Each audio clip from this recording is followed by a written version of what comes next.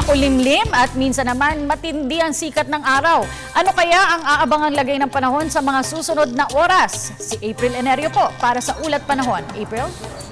Salamat, Miss Cathy. Sa easterlies pa rin na nakakaapekto sa silang bahagi ng Pilipinas. Dahil dyan ang buong bansa ay makaranas ng bahagyang maulap na kalangitan na may pulupulong pagulan o pagkidlat pagkulog. Ang easterlies, mga kababayan, ay nagdadala ng mainit at malinsangang panahon. Yan ay dahil ito ay ang kahanginang mula sa silangan o sa Pacific Ocean.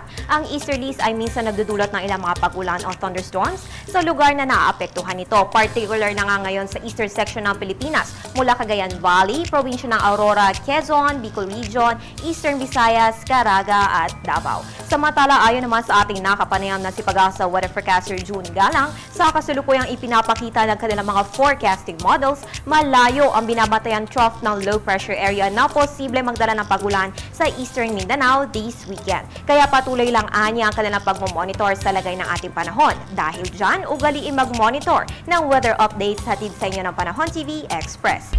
Para sa mga history buffs, isa sa mga lugar na pwedeng puntahan ngayong bakasyon ay sa Zamboanga del Norte. Tinaguri ang Asia's Latin City. Dito mo maririnig ang malawakang paggamit ng mahigit 400 taong wikang Chabacano. Ilan sa mga pwedeng puntahan dito ang Fort Pilar Shrine and Museum na siyang isa sa mga katangi-tanging moob o fortress sa Pilipinas. Subukan rin ang pagsakay sa Vinta sa Paseo del Mar na siyang sinasabi namang best spot para makita ang kabig-habig mula sa syudad ng Zamboanga.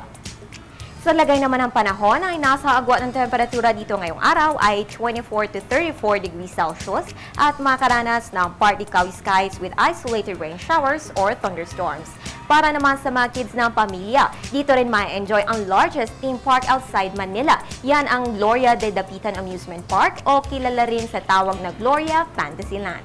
Mag-island hopping, dolphin sighting at mag-historical tour sa pamamagitan ng pagbisita sa Dapitan City na 4 na taon rin tinirhan ng pambansang bayani na si Dr. Jose Rizal. Lahat ng yan makikita mo lamang sa Zamboanga del Norte. Kaya history buffs or not, tsak na madidiscover mong masaya talaga ang pagbabakasyon sa Pilipinas.